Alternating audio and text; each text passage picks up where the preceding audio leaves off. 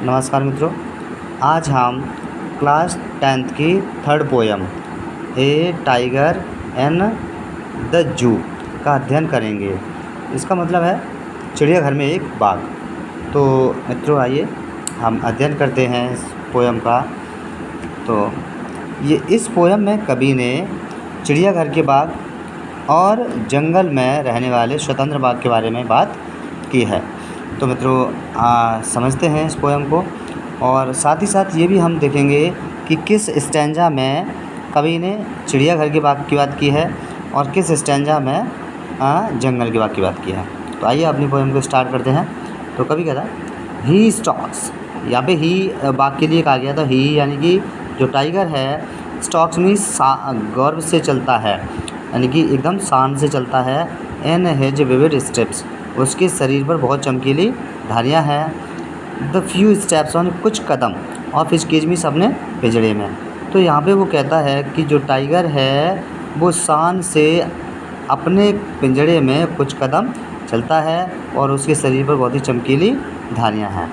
On pads, उसके जो तलवे हैं, कहता ऑन पैड्स, तलवों पर, ऑफ वेलवेट क्वाइट, उसके जो तलवे हैं बहुत ही सॉफ्ट हैं, मुलायम, गद्देदार हैं और क्वाइट, और इसीलिए वह आवाज़ नहीं करता, यानी शांति जब चलता है तो बिल्कुल आवाज़ नहीं होती है।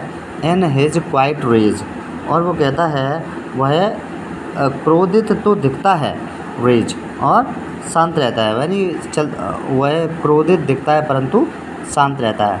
इस स्टेंजा को थोड़ा और समझते हैं मित्रों। तो वो कवि कहना चाहता है कि जो बाघ है वो अपने पिंजड़े में कुछ कदम चलता है और उसके शरीर पर चमकीली धारियाँ हैं। और आगे कहता है वो उसके जो पैर हैं, जो उसके तलवे हैं, बहुत ही वेलवेट की तरह, यानी कि बहुत ही मुलायम हैं, गद्देदार हैं, और इसीलिए वह चलता है तो आवाज़ नहीं होती है। और इन हिज क्वाइट रेज, और वो कहता है कि वह क्रोधित दिखता है परंतु शांत रहता है। ही शुड बी लर्किंग, वह ही शुड बी लर्किंग, वह यानी कि छुप कर के बैठा होगा, घात लगाए बैठा होगा। एंड शैडो मीन्स छाँव में। तो कभी कहता है ही शुड बी लर्किंग, वह घात लगाए छाँव में बैठा होगा। स्लाइडिंग मीन्स सरकते हुए, थ्रू लॉन्ग ग्रास, लंबी लंबी घास में। नियर द वाटर होल, किसी जलाशय के पास। वेयर मीन्स जहाँ पर। प्लम्प, मोटा ताज़ा सा। डियर पास, हिरन आएगा। तो आइए मित्रों थोड़ा इसे और समझते हैं। कभी कहता है कि जो बाघ है वो छाँव में यानी जंगल में छुप कर के बैठा होगा और लंबी लंबी घास में सरक रहा होगा किसी जलाशय के किनारे, यानी किसी जलाशय यानी कि किसी तालाब या पानी का जो साधन होता है, गड्ढा, उसमें उसके पास में वो बैठा होगा और इंतज़ार कर रहा होगा जहाँ पर एक मोटा ताज़ा सा कोई हिरन आएगा और वहाँ पर वो उसे दबोच लेगा। तो मित्रों पहला वाला स्टैंजा में हमें पता मालूम पड़ता है ये जो स्टैंजा है वो चिड़ियाघर का है, क्योंकि पिंजड़े, वो अपने पिंजड़े में कुछ कदम चलता है। और यहाँ पर बात कर रहा है जंगल के बाग की, क्योंकि जंगल में जो छाँव में वो बैठा बैठा इंतज़ार कर रहा है, घात लगा करके वो बैठा है, लंबी लंबी घास में वो सरक रहा है किसी जलाशय के पास में, जहाँ पर एक मोटा ताज़ा सा हिरन आएगा और वहाँ पर उसे वो दबोच के अपना शिकार बनाएगा। अगला स्टैंजा देखते हैं मित्रों। ही शुड बी स्नार्लिंग, यहाँ पर वो कहता है ही शुड बी, वह स्नार्लिंग यानी दहाड़ रहा होगा, गुर्रा रहा होगा। अराउंड हाउसेज मीन्स घर के आसपास।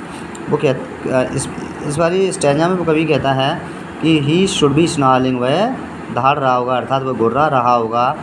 एट द जंगल्स एज, जंगल के किनारे। बियरिंग, दिखा रहा होगा। हिज वाइट फैंग्स, अपने सफ़ेद नुकीले दांत। हिज क्लॉज, और अपने नुकीले पंजों को।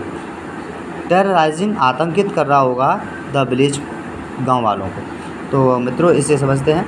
इस पोएम में वो इस स्टेंजा में कभी कहना चाहता है कि जो बाघ है वो जंगल से निकल के गांव के आसपास आ गया होगा, घरों के आसपास, और वो दहाड़ रहा होगा। और आगे वो कहता है कि अपने नुकीले और सफ़ेद दांत और अपने पंजों को जो उसके पंजे, नुकीले जो पंजे हैं, उन्हें दिखा करके गांव वालों को आतंकित कर रहा होगा, डरा रहा होगा। आगे देखते हैं अगले स्टेंजा में।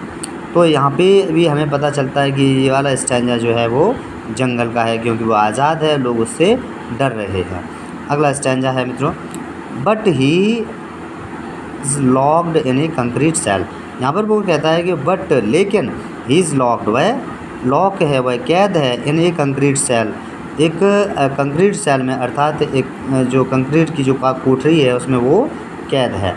हिज स्ट्रेंथ, उसकी जो शक्ति है, उसकी जो ताकत है, बिहाइंड बार्स मीन्स सलाखों के पीछे है। तो कवि कहता है कि यहाँ पर जो बाघ है वो कंक्रीट की जो कोठरी है उसमें, मजबूत कोठरी में वो लॉक है, और उसकी जो ताकत है वो सलाखों के पीछे कैद है।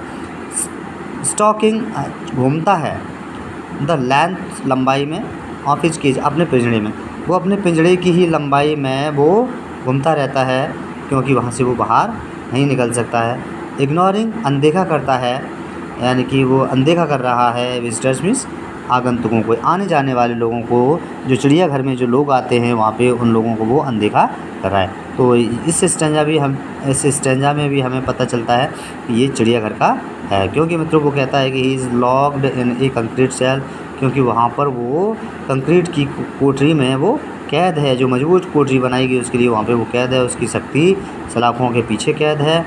और stalking the length of his cage, जो है अपने ही पिंजरे की लंबाई में वो घूमता है।